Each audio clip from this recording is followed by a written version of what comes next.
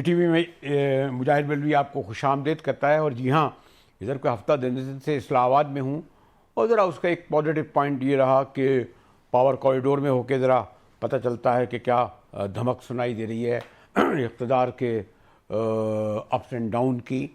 اور اس سے زیادہ یہ جو حالیہ مہینوں میں جو سیلابی ریلے آئے ہیں اسلام آباد تک میں، آپ نے دیکھا گھروں میں پانی داخل ہو گیا. پھر ہمارے نارڈرن ایریا میں گلگت بلتستان، کشمیر، کچھ کہتے ہیں جی ڈیزاسٹر مینجمنٹ ہے، کچھ کہتے ہیں پلاننگ کی کمی ہے. اور یہ یعنی ایک سوری ٹو سے ہمارے یہاں زیادہ توجہ جو ہے میڈیا کی اسی پہ رہتی ہے کہ جناب ابھی دیکھ کر افسوس ہو رہا تھا کہ پنجاب اسمبلی میں اگر ایک نے دوسرے کا تھپڑ مار دیا، وہ دکھائے جا رہے ہیں بریکنگ نیوز. اور لیکن کوئی 150 کے قریب تو آفیشیل ہے ہلاکتیں ہوئی ہیں، گھر بہ گئے. صرف گلگت والے کہہ رہے تھے کہ 5 گھر بہ گئے. بڑی پیمانے پر پنجاب اس سے متاثر ہوا ہے. پھر گلگت اور آپ نے دیکھا بلتستان اور کشمیر، بلکہ پھر ادھر سرائی کی بیلٹ میں بھی ڈیرہ غازی خان وغیرہ میں دیکھیں. اور ایک نیا ورڈ جو پہلے تو نہیں تھا، اکیڈمک تھا، اور وہ تھا جی موسمیاتی تبدیلی. کچھ لوگ کہتے ہیں کچھ اور، ایک گولا گرتا ہے، پھٹ جاتا ہے، کیا ہوتا ہے. یہ سب صورتحال میں مجھے خوشی ہے. عام طور پر آپ کو علم ہے کہ جو وزیر چاہے مملکت ہو، وفاقی ہو، کسی بھی جماعت کا ہو، اسٹوڈیو میں ذرا گریز کرتے ہیں. لیکن مجھے خوشی ہے کہ شجرا ہمارے پروگرام میں تشریف لائی ہیں. پھر میں نے سوچا کہ میں اپنے طالب علمانہ سوال کروں گا تو اس سے بہتر یہ ہے اس پر تھوڑی سی جو ہمارے گہرائی اور گہرائی سے مریم شبیر عباسی ایکسپرٹ ہیں ماہر مالیات کی، تو انہیں زحمت دوں اور ذرا اپنے نمائندوں سے ہی پوچھوں. شجرا ایک تو ہاں یہ ذرا بتانا بھول گیا، مجھے خوشی ہوئی کہ ہمارے بہت بڑے سیاستداں ہوتے تھے، رائے منصب علی، لٹریچر سے بھی تعلق تھا، ان کی صاحبزادی ہیں. اور پاکستانی سیاست میں عام طور پر جو جانشینی ہوتی ہے، اگر اور پیچھے چلائیں وہ تو نام ہی نہیں لکھتے تھے. ہمارے شجاع لکھتے تھے نا، لڑکیوں کے نام نہیں ہوتے تھے، مردوں کے تھے ہمارے. میں نے پوچھا بھی ایک بار کسی سے، بھائی اتنا تو ذاتی مت کرو، لیکن یہ بہرحال ایک رہا ہے کہ مانتے نہیں ہیں. تو رائے منصب علی صاحب کی صاحبزادی ہیں، بڑی صاحبزادی ہیں. تو اجازت دیں مریم، میں بھارت منسٹر صاحب آئی ہیں، یہاں آئی ہیں، اگر پہلے ان سے سوال کروں تو حرج نہیں ہے. ویسے آپ کو پھر موقع دوں گا، پھر آپ دونوں ہی گفتگو کیجیے گا، میں تو ذرا سن لوں گا. ذرا یہ جو دو باتیں کہی جاتی ہیں، ایک تو پاکستان جیسے ملک میں جہاں 40% لوگ تو ایجوکیشن ہی، 45% لوگ غربت سے نیچے کی لکیر، 2.5 کروڑ لوگ پڑھتے ہی نہیں ہیں. بڑی بڑی باتیں ان کی سمجھ میں آتی. کہاں آپ نے بتا دیا جناب موسمیاتی تبدیلی اور ماحولیاتی تبدیلی. ہم تو حکومتوں کی تبدیلیوں کے بارے میں سنتے تھے کہ پیپل پارٹی چلی گئی، نون لیگ چلی گئی، پی ٹی آئی چلے گئی، پارٹیاں تبدیل ہوتی تھیں، پارٹیوں سے وفاداریاں لوگ تبدیل کرتے تھے. یہ جو موسمیاتی تبدیلی کے جو ٹرم ہے ذرا بہت ہی اسپیسیفک اگر میں چاہوں، اور یہ جو اگر ہم نے حالیہ مہینوں میں دیکھا ہے، کیا یہ موسمیاتی تبدیلیوں کے ہی سبب ہے، یا اس میں جو ہماری جو گورنمنٹ کے جو ادارے ہیں، ڈیزاسٹر مینجمنٹ ہو، آپ کو اور بھی سی ڈی ہو یا لوکل باڈیز کے الیکشن ہو، ان کا فیلیور ہے؟ جی بہت شکریہ آپ کا اپنے پروگرام میں بلانے کا اور آپ کے تعارف کا.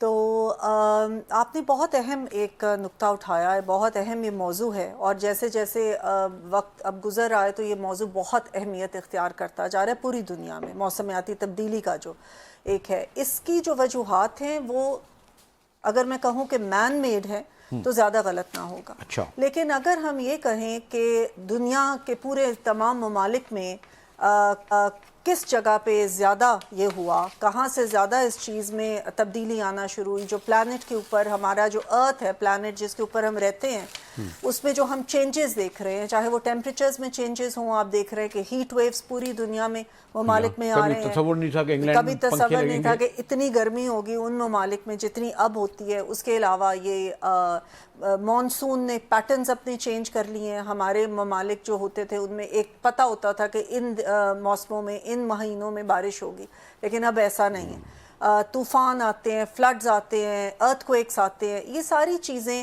جو گرین ہاؤس گیس ایمیشنز ہوتی رہی ہیں، جو دنیا نے انڈسٹریلائزڈ ممالک نے ترقی کے لیے انڈسٹریز لگائیں، اس کی وجہ سے گرین ہاؤس گیس ایمیشنز ہوئیں اور دنیا میں جو موسمیاتی تبدیلی ہے وہ آہستہ آہستہ بڑھتی گئی. پھر ہم نے درخت آپ دیکھیں گے بہت سارے کاٹ دیے. درختوں سے وہ ایک سٹیبلٹی رہتی ہے، ایک بیلنس رہتا ہے اس موسم کے اندر، تو وہ بھی ہم کاٹتے گئے ہیں. پوری دنیا کے اندر یہ ہوتا رہا. اور ہم نے ایک کانکریٹ جنگلز جن کو کہتے ہیں نا وہ کریٹ کی ہیں ممالک نے ترقی کی خاطر. اب ہم جو ہیں پاکستان کی طرف اگر آپ آئیں تو ہم پوری دنیا کے ممالک میں 1% سے بھی کم گرین ہاؤس گیس ایمیشنز ہم کرتے ہیں، کیونکہ ہم اتنے ترقی یافتہ 1% سے کم گرین ہاؤس گیس ہم چھوڑتے ہیں. یہ جو درخت لگانے آلودگی جو ہے اس کو کم، مطلب 1% سے بھی کم ہم آلودگی کرتے ہیں، جبکہ باقی ممالک انڈسٹریلائزڈ ممالک بہت بہت زیادہ ان کی یہ آلودگی میں اضافہ کرتے ہیں. لیکن ہمارا ملک دنیا کے ان ممالک چند ممالک میں سے جو سب سے زیادہ کلائمیٹ چینج سے افیکٹ ہو رہا ہے. اچھا. جو کلائمیٹ رسک انڈیکس کی ایک رپورٹ آتی ہے جو 2025 کی رپورٹ آئی، اس میں پاکستان ٹاپ نمبر پہ تھا. ٹاپ نمبر پہ افیکٹڈ متاثر جو ٹاپ نمبر 1 پہ تو آیا کسی نمبر پہ، ورنہ تو تعلیم میں پاسپورٹ 4 نمبر پہ، تعلیم میں ہم 20 نمبر پہ، ہم اس پہ پہلے نمبر پہ آ گئے. لیکن یہ بڑا یعنی کہ دیکھیں نا ہم سب سے زیادہ متاثر ہوا. آپ کو یاد ہوگا 2022 کے فلڈز آئے تھے اور اس میں ہمارے کتنا جانی اور مالی نقصان ہوا.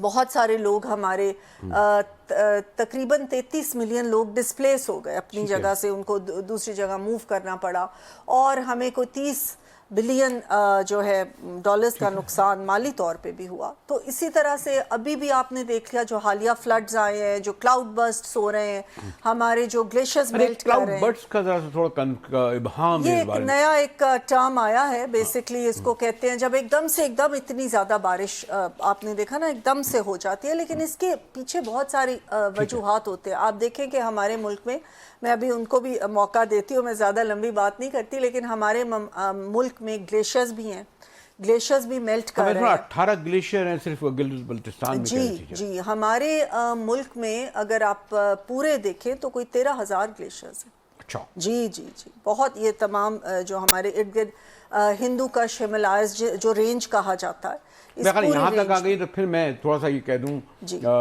جی مریم جو ہماری منسٹر صاحبہ کہہ رہی تھیں، شہزادہ کہہ رہی تھیں، انہوں نے 2 وجوہ بنائیں، لیکن عام طور پر کچھ تو ایسا آ رہا ہے. مثلا اگر ابھی ہم ایک واقعہ ثانیہ دیکھتے ہیں کہ ڈیفینس ہاؤس نجی ہاؤسنگ سوسائٹی میں ایک میاں بیٹی اور باپ کھڑے ہوتے ہیں اور وہاں وہ بارش کا ریلا آتا ہے اور وہ ریلا بہا کے لے جاتا ہے. پھر ہم بے شمار سنتے ہیں کہ یہاں فلاحی تنظیمیں ہیں یا یہ ادارے ریسکیو ہے، ڈیزاسٹر مینجمنٹ ہے، اور اس سے پہلے بارشوں کی پیشن گوئیاں بھی کی جاتی رہی ہیں.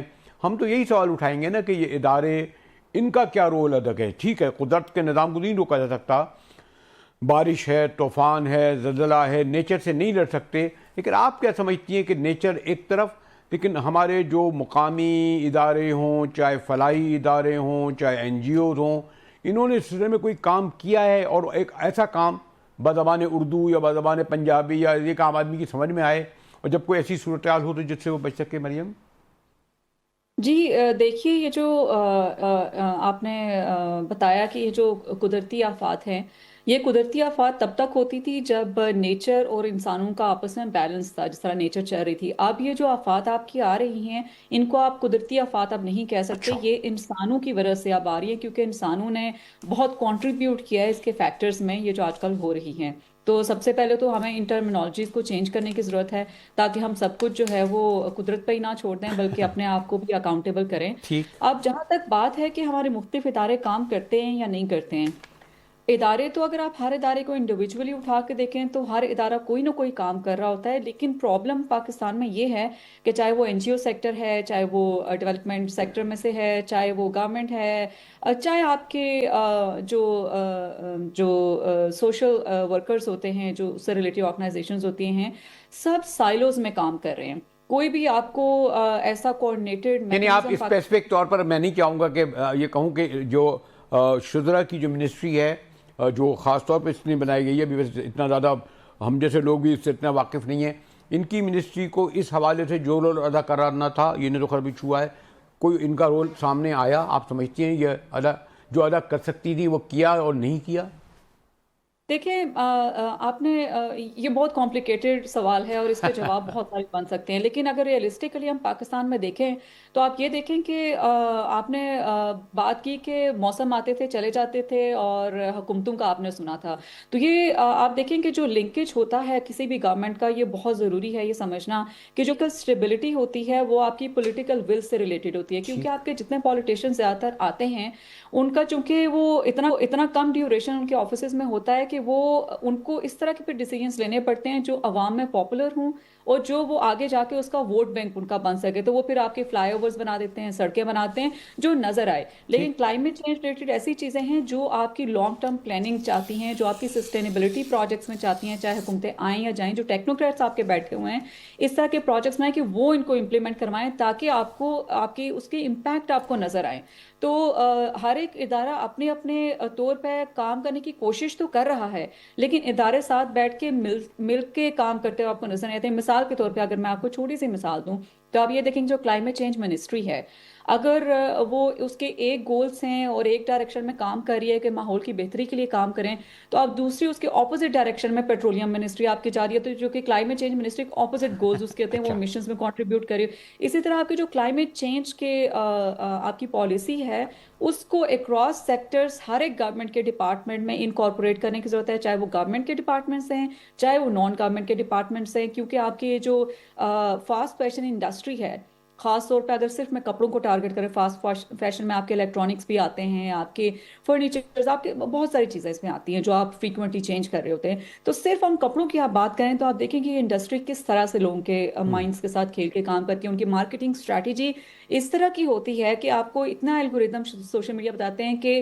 خواتین، آدمی، لڑکے سب شاپنگ کیے بغیر رہ ہی نہیں سکتے، لیکن ان نہیں مریم، میں بہت اسپیسیفک آپ سے یہ چاہوں گا کیونکہ یہاں یہ موجود ہیں اور بہرحال منسٹر ہیں، میں براہ راست نہیں، یعنی ان کی شخصیت کے حوالے سے نہیں، ان کی منسٹری کو کچھ اب ہم چاہیں نا کہ کرٹیزم کے علاوہ کوئی پازیٹیو چیز بتائیں کہ ان کی منسٹری کیا کر سکتی ہے، فوری طور پر اقدامات جو اس وقت صورتحال پیدا ہوئی اور ابھی کہا جا رہا ہے اگست میں زیادہ سنجیدہ، ابھی پیشن گوئی کر رہے تھے ڈیزاسٹر مینجمنٹ والے، زیادہ سنگین اسپل وے آئے گا بارشوں کا، طوفانوں کا، گلیشیئر کا۔ مریم کوئی بہت اسپیسیفک سوال تاکہ شدہ جواب دے سکیں۔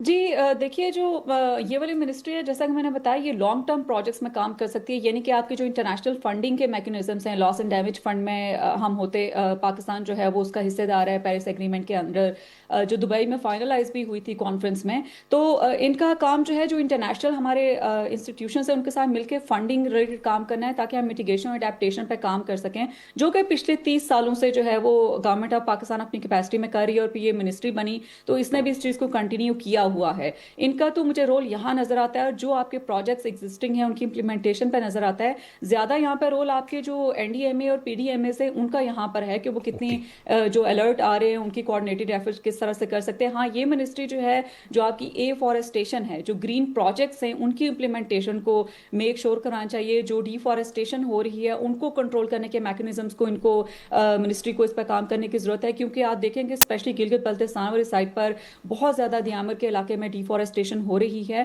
اور یہ کائنڈ آف اپرووڈ جو ہے وہ طریقے سے ہو رہی ہے جو کہ گورنمنٹ سے اپروو آپ کی کرتی ہیں۔ ٹھیک ہے، آپ نے مریم کافی رعایت سے قائم لیا ان کی منسٹری کے بارے میں بتاتے ہوئے، ایک تو خاتون ہوتے ہوئے تھوڑا میں بھائی خاتون بیٹھی ہیں، کوئی اور بیٹھا ہوتا تو کہتے تو بڑے بہت ہی انہوں نے گارڈڈ ورڈ میں آپ کی منسٹری کے بارے میں کہا ہے کہ ان کا یہ رول ہے، لیکن دیکھیں ایک میں نے کہا نا ایک تو یہ نام بھی منسٹری کا آپ کا ایک عام آدمی، وہ ہر ایک کو پتہ ہے وزیر خزانہ کون ہوتا ہے، وزیر داخلہ کون ہوتا ہے، وہ بے شمار نام لے دوں کہ جو منسٹریوں کے تعلیم کا فلاں کا ایک نیا نام ہے، یہ جو بتا رہی ہیں مریم بی بی کہ آپ کا اس حد تک کام ہے، لیکن میں چاہتا ہوں اس کو اس سے ایفیلیٹڈ جو ادارے ہیں لوگوں کو تو یہ نہیں پتا کہ موسمیاتی تبدیلی ہے کیا، وہ تو یہ کہیں گے نا میرا گھر کی چھت گر گئی، میرا بچہ ڈوب گیا، میرے راستے بند ہو گئے، سیاح پھنس گئے، مطلب ہم تو بیسک گراؤنڈ ریئلٹی پہ جو ایشوز ہیں نا لوگوں کے، یا یہ جو واقعہ ایسا نہیں ہوا، خیر وہ تو یہ ہے کہ نالوں پہ جب آپ بلڈنگیں کھڑی کر دیں گے تو پھر اسی طرح وہ بہہ جائیں گی، گراس روٹ پر آپ سمجھتی ہیں کہ آنے میں آپ کو وقت لگے گا یا اس کی طرف آپ کام کی پیش رفت ہو رہی ہے, ہوئی ہے شیزا؟ دیکھیے آپ نے بالکل ٹھیک کہا کہ موسمیاتی تبدیلی کا اتنا لوگوں کو اویئرنیس نہیں ہے. میں سمجھتی ہوں انہوں نے بڑی اچھی دی ہیں تجویزیں, اور میں آئی وانٹ کہ ایکسپرٹس جو ہیں وہ آئیں اور آ کے ایسی تجاویز دیں جن کو کہ ہم آگے لے کے جا سکیں. لیکن یہ ایک ایسی چیز ہے جو نہ صرف منسٹریز نہیں کر سکتی, یہ تمام عوام کو بھی اس میں اپنا عوام حصہ کیسے حصہ لیں بھائی؟ میں آپ کو بتاتی ہوں. They have to be more responsible. ابھی آپ نے کہا کہ ناجائز بن جاتے ہیں, ہوٹلز بن جاتے ہیں, دریاؤں کے اندر بن جاتے ہیں. دریاؤں کے اندر جب یہ بنانے والے بااختیار لوگ ہوتے ہیں جو تو بااختیار بھی تو عوامی ہے. میں بناؤں گا تو میرا تو چھجا گرانے آ جائیں گے. وہ بھی تو عوامی ہے نا. وہ بھی تو میں ایک 4 فٹ کا چھجا بنا دوں اور کراچی میں کیا ہوا 8 بلڈنگیں کھڑی ہو گئی. دیکھیں نا ہر سال دریاؤں کے اندر یہ بلڈنگز بن جاتی ہیں, ہم ان کو گرتا ہوا دیکھتے ہیں, پھر اگلے سال وہ بنی ہوتی ہے. ان چیزوں سے بہت فرق پڑتا ہے. پھر یہ کہ آپ دیکھیں ہم جس طرح سے پلاسٹک پھینکتے ہیں, جہاں ہم جاتے ہیں ہم نے پلاسٹک پھینکا ہوتا ہے. آپ اپنے دریاؤں میں یا اپنی ریورز یا اوشنز میں دیکھیں اتنا پلاسٹک ہے. اس سے بھی بہت ذمہ دار تو اسٹیٹ اورینٹ ادارے ہیں نا, سب کو ریاستی ادارے ذمہ دار ہوں گے. اس میں عام آدمی تو پھینکے گا, وہ تو بیچارہ الٹریٹ ہے. لیکن میں اسی طرف وہاں کوئی رکھا نہیں ہے, ٹب نہیں رکھا ہے, اسی طرف آ رہی ہوں کہ ایک میں سمجھتی ہوں کہ یہ اسٹیٹ کی ذمہ داری ہے کہ اویئرنیس پیدا کرے لوگوں کے اندر. یہ اویئرنیس ہونی چاہیے کہ ان کا ہر اقدام, ان کی ہر جو چیزیں یہ بھی ان چیزوں کو افیکٹ کری. ابھی لوگوں کو نہیں پتا, جیسے آپ نے کہا یہ سمجھا جاتا ہے اچھا جی موسمیاتی کو تبدیلی ہے, لیکن ان چیزوں کا پتہ ہونا چاہیے. پانی آپ دیکھیں, ہم اویئرنیس اسٹیٹ کو کرنی چاہیے, ایسی کیمپینز کرنی چاہیے. کیمپین لوگ اگر ٹی وی نہ دیکھیں, اخبار نہ پڑھیں, پھر کیسے پہنچے ان تک؟ نہیں, آج کل ٹی وی اخبار تو سارے ہی دیکھتے ہیں. آج کل فون تو سارے ہی دیکھتے ہیں. 10 کروڑ لوگ کا ایجوکیشن ہی نہیں ہے ان کا. نہیں, لیکن آپ نے دیکھا کہ فون ایجوکیشن ہونا, وہ فون ہوتا ہے تقریباً ہر ایک. فون پہ گانے سن رہے ہوتے ہیں, گوسپ سن رہے ہوتے ہیں, یہ دیکھ رہے ہوتے ہیں کہ جو سوشل میڈیا دیکھ رہے ہوتے ہیں. لیکن ابھی کوشش ہی ہے نا. ابھی ہم نے یہ جو این ڈی ایم اے یا دوسری پی ڈی ایم ایز ہیں, انہوں نے جو وارننگز کے لیے ایون فونز کی رنگ ٹونز پہ آپ دیکھیں کہ وارننگز دی جا رہی ہوتی ہے کہ اس طرح ہے. پھر ابھی ہم یہ کوشش کر رہے ہیں کہ ایسی جگہوں پہ سیاح جو ہیں اس وقت نہ جائیں, ان کو وارننگز ہوتی ہیں, ان کو یہ بتایا جاتا ہے کہ آپ اس طرف نہ جائیں. پھر بھی کئی لوگ صاحب ایک آپ کی اشارہ دلاؤں, بلکہ مریم سے کہوں گا کہ میں خود, کیونکہ 2007 کا زلزلہ آیا تھی, ٹیکنالوجی نہیں تھی جی, اور میرے خیال ہے پورے پاکستان سے لوگ جس طرح وہاں پہنچے تھے, جی, ایک وقت ایسا آیا کہ وہاں پر کسی چیز کی کمی نہیں تھی, پھر ممالک نے مدد دی. بلکہ خدا نہ کرے کچھ لوگ کہنے لگے جہاں زلزلہ نہیں آیا, کاش ہمارے یہاں بھی زلزلہ آ رہا تو اچھے اسپتال گھر بن جاتے. تو ہم نے پروف کیا اس وقت جب ہم نے, دنیا نے ہیلپ کری لوگ کی. لوگ تیار ہیں, لیکن جو بھی مریم بی بی جو خرابیاں پیدا ہوتی ہیں ان اداروں کی طرف سے ہوتی ہیں جو اس کی ذمہ دار ہوتی ہیں. وہی موقع دیتی ہیں نا کہ 1 منزل پہ 6 منزل کھڑی کر دو. وہی اس بات کی اجازت دیتی ہیں کہ جہاں نالا ہے وہ زمین کو وہ چلے گئے, موصوف کا نام لینا نہیں چاہتا, آئیکون پتہ نہیں کیا کہتے تھے وہ, بلڈر آئیکون وغیرہ, کوئی زمین ہی نہیں چھوڑی انہوں نے, کیا کیا بنا کے چلے گئے آج. اور وہ کیا وہ جگہ کا حال ہے 50 کلومیٹر کے فاصلے پر چیزیں, یعنی تو اس کے ذمہ دار کوئی عام ہم لوگ تو نہیں ہے نا, ہے مریم؟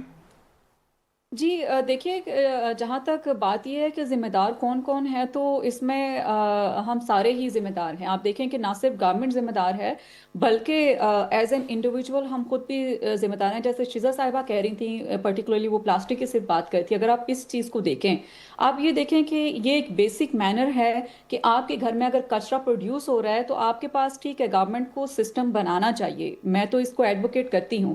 ویسٹ مینجمنٹ کا کوئی سسٹم نہیں ہے. لینڈ فلز آج تک پاکستان میں ایلوکیٹ نہیں ہوئی ہیں. 75 سال ہو گئے ہیں پاکستان کو آزاد کیے ہوئے. یہ ایک پرابلم ہے. لیکن آپ یہ دیکھیں ساتھ ہی ساتھ کہ ایون کہ میں نے ڈگری ہولڈرز کو, میں انہیں تعلیم یافتہ نہیں کہتی, ڈگری ہولڈرز کو اپنی کارز میں سے پلاسٹک کی بوٹلز باہر پھینکتے ہوئے دیکھا ہے, پلاسٹک بیگز استعمال کرتے ہوئے دیکھا ہے. بیسک ایک مینر یہ ہے کہ آپ جو کچرا پروڈیوس کر رہے ہیں, جو بھی آپ کی ڈمپنگ سائٹس ہیں یا کچرا اٹھانے والا آپ کا آتا ہے, آپ اس کے حوالے کریں, نہ کہ آپ کے جو برساتی نالے بنے ہوئے ہیں ان کے اندر آپ پھینکتے ہیں. بہت زیادہ پرابلم پاکستان میں یہ بھی آتا ہے کہ برساتی نالے, اس میں جو سلمز آپ کے آبادیاں ہیں وہ اس کے اندر پھینک دیتے ہوتے ہیں. تو گورنمنٹ کا یہاں پہ قصور یہ ہے کہ یہ جو زونز گورنمنٹ نے متعین کیے ہیں کہ یہ ولنریبل ہیں, یہ ہاٹ سپاٹس ہیں. مثال کے طور پہ پنجاب میں دریائے سندھ میں جب سیلاب آتا ہے تو بہت سارے آبادیاں ہماری جو ہے وہ پنجاب کے اراؤنڈ رہ رہی ہوتی ہیں, جو گورنمنٹ نے یہ بتایا ہوا ہے کہ یہ ولنریبل ہیں. لیکن اب پرابلم یہ ہے کہ گورنمنٹ نے صرف اتنا بتایا کہ ولنریبل ہے, یہاں پہ نہ رہیں.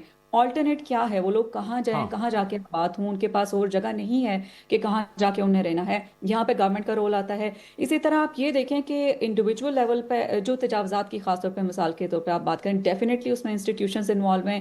آپ دیکھیں کہ گورنمنٹ کے انسٹیٹیوٹ ہی اپروو کرتے ہیں آپ کے کوئی بھی ڈیولپمنٹل پروجیکٹ ہوتا ہے تو اس کے لیے انوائرمنٹل امپیکٹ اسیسمنٹ ایک بہت امپورٹنٹ ریکوائرمنٹ ہے، جس میں آپ کی اسیسمنٹ کی جاتی ہے کہ کتنا انوائرمنٹ ڈیمیج ہوگا، آپ نے کس طرح سے اس انوائرمنٹ کو جو ہے وہ وہاں پہ پلانٹیشن کرنی ہے، یا کون سے انیشیٹو آپ نے اس ہاؤسنگ سوسائٹی میں یا جو آپ کے ہوٹلز آپ بنا رہے ہیں اس کے لیے لینے ہیں۔ آپ دیکھیں کہ آتاباد لیک کے اوپر آپ کے ہوٹل ہے، اسی طرح آپ مختلف جگہوں پہ دیکھیں آپ کو دریاؤں کے اندر بالکل ہوٹلز بنتے ہیں۔ سوات میں آپ دیکھیں جو انسیڈنٹ ہم نے دیکھے ہیں، ہوٹل گرتا ہے پھر وہاں پہ کھڑا کر دیا جاتا ہے، کس کی اجازت ہے؟ اس میں ڈیفینیٹلی آپ کے ٹھیک ہے انسٹیٹیوشنز مریم بی انوالو بی، ہیں۔ آپ نے ایک کے ساتھ کئی سوال اٹھا دیے اور مجھے کیمرے کے پیچھے کہا جا رہا ہے کہ ذرا میں بریک لوں، پھر حاضر ہوتا ہوں، پھر شرح کو بالکل اس بات کا موقع دوں گا کہ جو بہت ہی بیسک جو سوال اٹھائے گئے ہیں اس کے جواب دے سکیں۔ ہمارے ساتھ رہیے گا، ذرا ایک آدھ رپورٹر بھی رپورٹ لوں گا کہ وہاں کیا ہو رہا ہے گلگت بلتستان میں بھی، ایک بریک کے بعد ہمارے ساتھ رہیے گا۔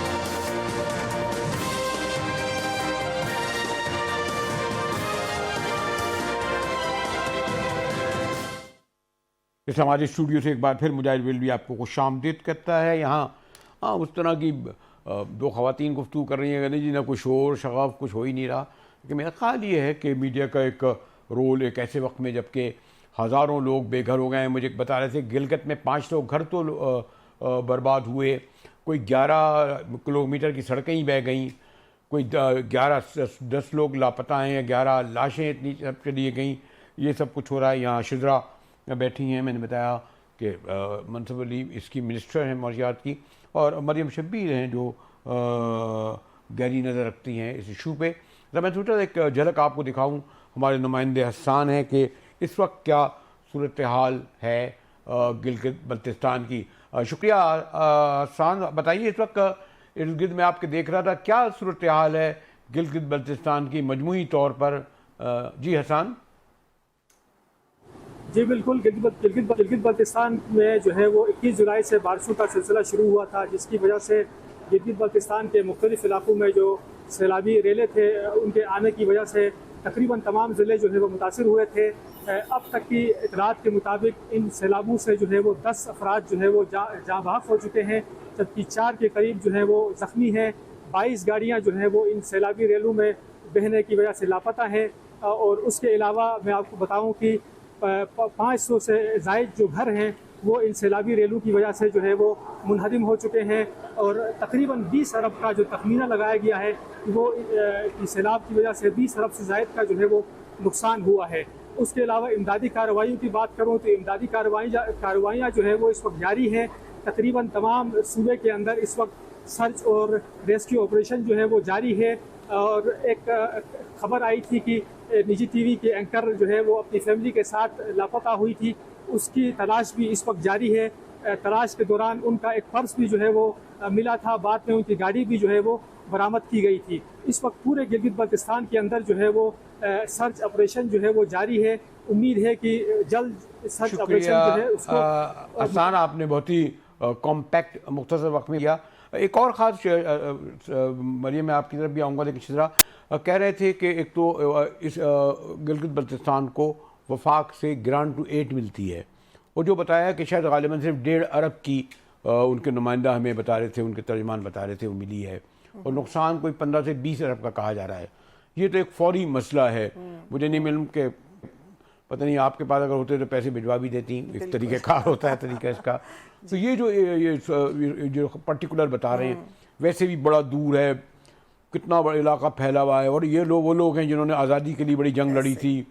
80-85 ہزار کلومیٹر کا علاقہ ہے، پہاڑی علاقہ ہے، مشکل علاقہ ہے، کانفلکٹ کا بھی شکار ہے، لیکن اس وقت جو صورتحال ہے اس سلسلے میں کچھ اسپیسیفک اس کو دیکھا جا رہا ہے شیرا؟ نہیں، آپ بالکل ٹھیک کہہ رہے ہیں، اور جیسے کہ آپ کے نمائندہ نے بھی بتایا کہ اتنا نقصانات وہاں پہ ہوئے ہیں، ظاہر ہے ان ایریاز میں گلگت بلتستان کے اوپر کافی کام جو ہے ہم منسٹری کے طور پہ کر رہے ہیں، اور اس میں کچھ پروگرامز ہیں جس کو گلوف کہا جاتا ہے، جس میں کچھ ہمیں فنڈنگ وغیرہ آتی ہے۔ آپ کو پتہ ہے کہ جہاں بھی ہم جاتے ہیں، جہاں بھی دنیا میں انٹرنیشنلی بھی ہم یہ کہتے ہیں کہ پاکستان، جیسے کہ میں نے پہلے کہا کہ لوسٹ ایمیٹر ہے، لیکن پھر بھی سب سے زیادہ امپیکٹڈ ہے، ولنریبل ہے اس وقت ان چیزوں پہ۔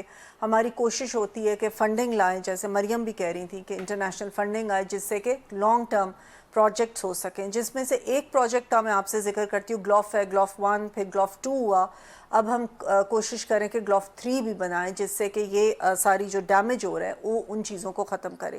اور بھی پروگرامز پرائم منسٹر صاحب نے شروع کیے، مثلا ایک ہے گرین پاکستان، جس میں درخت پورے پاکستان میں زیادہ سے زیادہ لگائے جائیں۔ سوری ٹو سے جو مجھے آج تک نہیں آتا کو جو حکومت آتی ہے کہ پتہ نہیں 100 کروڑ درخت لگا دیے، دوسرے کہتے ہیں 200 کروڑ لگا دیے، تیسرے کہتے ہیں 30 لگا دیے۔ یہ جو گرین، یہ تو پتہ نہیں، اگر سب کو سمیٹا جمع کیا جائے تو میرے خیال سے درخت ہی درخت ہو جائیں۔ تو یہ سوری ٹو سے کہ درخت لگانا تو آسان ہوتا ہے، آئدر کہ وہ اس کے بعد وہ واقعی تناور ہوا ہی ہوا، کوئی فالو اپ بھی ہوا، 6 ماہ بعد ہوا۔ جی، نشو و نما ان کی بھی دیکھنی پڑتی ہے اور بڑا کیئرفلی دیکھنا پڑتا ہے۔ اس میں کچھ ہم یہ بھی کوشش کرتے ہیں کہ جو ہمارے لوکل درخت ہیں ان کی اتنی ہمیں نشو و نما ہے، نہیں وہ لوکلی خود زیادہ گرو کر جاتے ہیں، تو یہ بھی ان میں پروجیکٹس ہوتے ہیں کہ لوکل درختوں کو زیادہ اہمیت دی جائے۔ تو یہ سارے وہ پروجیکٹس ہیں جو میں آپ کو کہہ رہی ہوں کہ ہم کرنے کی کوشش کر رہے ہیں۔ گلگت بلتستان میں بالکل اور بھی زیادہ ضرورت ہے ان کو، یہ ہمارے یعنی کہ ہم اس چیز کو جانتے بھی ہیں، صرف گلگت بلتستان میں ہی نہیں لیکن پورے پاکستان میں ہی ان چیزوں سے بڑا نقصان ہوا، لیکن کچھ ایریاز میں ظاہر کراچی میں ہمارے کیا کریں، ایک آبادی ایسی ہے 650 عمارتوں کو کہہ دیا ہے کہ یہ مخدوش ہیں، پھر بھی لوگ رہے ہیں۔ مریم، یہ جو بات ہو رہی ہے کہ ہم جب بھی ماحولیات کا نام لیں تو عام طور پہ درختوں کا ذکر آتا ہے۔ ہمارے خان صاحب کے زمانے بھی کہا تھا جی میں کوئی 100 کروڑ درخت لگا دوں گا، ہر قدم پر ایک درخت ہوگا۔ یعنی آپ کے خیال میں جو فیس کریں گے ہم کلائمیٹ، خاص طور اس حساب سے یا ڈیزاسٹر کے حوالے سے، کیا پیش بندی فوری کرنی چاہیے اور پھر کیا لانگ ٹرم؟ بہت ہی اسپیسیفک اگر بتائیں گی مریم۔ بالکل، آپ دیکھیے کہ جو سولوشنز کی ہم بات پاکستان میں کرتے ہیں کلائمیٹ چینج کو ٹیکل کرنے کے لیے، تو ہم سب سے، چونکہ اکنامیکلی ہم بہت والنریبل ہیں، تو سب سے ہم جو سستا طریقہ ہے اس کی طرف جو ہے وہ ہم کوشش کرتے ہیں کہ جو فوری ہو سکتا ہے، اور اس میں ڈیفینیٹلی درخت لگانا ہی آتا ہے، جیسے شیزہ صاحبہ نے کہا۔ آپ پرٹیکولرلی اگر میں گلگت بلتستان کی بات کروں تو آپ دیکھیں کہ جو وہاں کے پاورفل لوگ ہیں جو کہ آپ کے ایوانوں میں بھی بیٹھتے ہیں، انہوں نے باقاعدہ ریسنٹلی ایک پروجیکٹ اپروو کروایا ہے ہماری گورنمنٹ سے، جس میں وہ 1990 میں جو ریسرچ ہوئی تھی اس کے مطابق کہہ رہے ہیں کہ جی درخت وہاں پر بہت بڑھ گئے ہیں، خاص طور پر دیامر کے علاقے میں، اور وہاں پر ڈیفارسٹیشن کروائی جا رہی ہے۔ اس کے سے پہلے کہ درخت ایک علاقے میں بہت زیادہ ہو جائیں تو پھر کہا جاتا ہے کہ اچھا آپ درخت کاٹ بھی سکتے ہیں کچھ پرسنٹیج اس کی، لیکن وہ 1990 کی جو ریسرچ تھی اس کی بیس پہ وہ کر رہے ہیں۔ اب سچویشن بہت چینج ہو چکی ہے، تو میرا خیال ہے کہ ایک جو اکاؤنٹیبلٹی کا فیکٹر ہے، جو گورننس کا ایشو ہے، اس کو ایڈریس کرنے کی بہت زیادہ ضرورت ہے پاکستان میں۔ اگر اس کو صرف ہم ایڈریس کر لیں گے تو بہت سارے ایشوز آپ کے ریزالو ہو سکتے ہیں۔ اس کے علاوہ آپ یہ دیکھیں کہ جو لوکل کمیونٹیز کی شیزہ صاحبہ نے بات کی، ہمیں انڈیجنس نالج جو ہمارا ہے، جو کہ لوکل نالج ہمارا ہے، اس پہ ہمیں کام کرنے کی ضرورت ہے، اس کو ریوائیو کرنے کی ضرورت ہے۔ آپ دیکھیں کہ UN میں جو ادارے آپ کے بیٹھے ہوتے ہیں آپ کے، وہ آپ کو نہیں بتا سکتے، ان کو لوکل کانٹیکس آپ کا نہیں پتا ہوتا کہ کیا ہے، وہ آپ کو سولوشن نہیں بتا سکتے۔ یہ جو سسٹینیبل ڈیولپمنٹ گولز کی ہم بات کرتے ہیں اس میں بھی کلائمیٹ انوائرمنٹ آتا ہے، یہ بہت، میں اس کی بہت اپوز اس کو کرتی ہوں، کیونکہ ایک باہر بیٹھا بندہ آپ کے ملک کے مطابق، آپ کے لوکل کانٹیکس کے مطابق سولوشن کیسے پرووائڈ کر سکتا ہے جب تک آپ گراس روٹ لیول پہ کمیونٹیز کو انوالو نہیں کرتے، گراس روٹ لیول پہ آپ سٹڈیز کنڈکٹ نہیں کرواتے کہ ایشو کیا ہے اور اس کو پھر ایڈریس کیسے کرنا ہے۔ وہ لوکل سولوشنز ہی آپ کو دے سکتے ہیں، نہ کہ اسلام آباد یا کراچی میں بیٹھے لوگ یا باہر ملک میں بیٹھے آپ کو دیں گے۔ تو یہ بہت بڑا ایک ایشو ہے۔ اس کے علاوہ جو بہت آسان حل ہو سکتا ہے، جو کہ میں جلدی سے اگر بتا دوں، وہ یہ ہے کہ ہماری جو ایکڈیمیا، جو یونیورسٹیز میں ہمارے تھاؤزنڈز آف گریجویٹس ہر سال ہوتے ہیں، وہ گورنمنٹ اور انڈسٹری، یہ جو ڈسکنیکٹ ہے اگر اس کو اوور کم ہم کر دیں، آپ دیکھیں کہ باہر کے ممالک میں ہوتا یہ ہے کہ آپ کی گورنمنٹ اور آپ کی انڈسٹری آپ کو نیڈز بتاتی ہے کہ ہمیں ان ایریا میں انوائرمنٹ اور کلائمیٹ چینج کی پرٹیکولرلی بات کروں کہ ان ایریا میں ہمیں آپ بتائیں کہ ڈیٹا کیا ہے، ریسرچ کر کے بتائیں، وہ ایجوکیشنل انسٹیٹیوٹ کو بتائیں، ان ایریاز میں آپ جی بتائیے کہ کیا انوویٹیو سولوشنز ہو سکتے ہیں. تو پورے ٹھیک ہے پاکستان سے مریم آپ نے بہت ساری کر دیا. شذرا بی بی کے وہ جس کمیٹی میں بیٹھیں گی 8 لوگ مخالفت شروع کر دیں گے، کیبنٹ میں لائیں گی تو شور شور شور ہوتا رہے گا. لیکن پھر بھی جو مریم نے بتائیں ان میں کچھ چیزوں پہ تو آپ فوری طور پر انیشیٹو لے سکتی ہیں. شذرا جی بالکل لے سکتے ہیں. جیسے انڈسٹری کی بات انہوں نے کی تو کچھ ابھی آلریڈی آپ دیکھیں، جیسے پچھلے دنوں میں نے ایک پروجیکٹ انوگریشن کی تھی جس میں کہ پلاسٹک کو وہ انہوں نے کنورٹ کیا برکس کے اندر. اچھا، تو وہ ایک ریسائکلنگ بھی ہو گئی اور ایک ایسی چیز بھی بن گئی جو کہ یوزفل ہو جائے. اس طرح کے پروجیکٹس جو ہیں ہم لوگوں کو کہتے ہیں، عام عوام کو بھی. اب آج پڑھے لکھے بچے ہیں، ریسرچ خود کرتے ہیں. پچھلے دنوں ایک پیپر بنا رہا تھا، ایک بچہ میرے پاس آیا جو کہ یہ جو گوبر ہوتے ہیں اس سے وہ پیپر بنا رہا تھا. تو مطلب ہم ایسی چیزوں کو ہم چاہتے ہیں کہ انکریج کیا جائے. جہاں تک انڈسٹری کا تعلق ہے، ظاہر ہے ابھی پاکستان آپ دیکھیں اتنا گرو نہیں کیا کہ ہم کہیں کہ بہت انڈسٹری ہماری جو ہے. ایسا کیجیے گا کہ مریم بی بی کو بلائیے گا ذرا، ان سے تھوڑا سا جی خاص بالکل، میں تو ابھی ان کو دعوت دیتی ہوں، ضرور آئیں. آپ دونوں دعوت کیے گا تو مجھے بھی بلائیے گا. سوری، منسٹری میں میں مریم کا بہت شکریہ ادا کرتا ہوں، لیکن خاص طور پر منسٹر صاحبہ آپ کا کہ ہمارے اسلام آباد اسٹوڈیو میں تشریف لائیں. دونوں مہمانوں کو شکریہ ادا کرتے ہوئے کہ اس طرح کے موضوعات پر کم گفتگو ہوتی ہے، ہم کوشش کریں گے کہ تواتر اس پر بھی توجہ دیں. مجاہد میری دل کو اسلام آباد اسٹوڈیو سے اجازت دیجیے.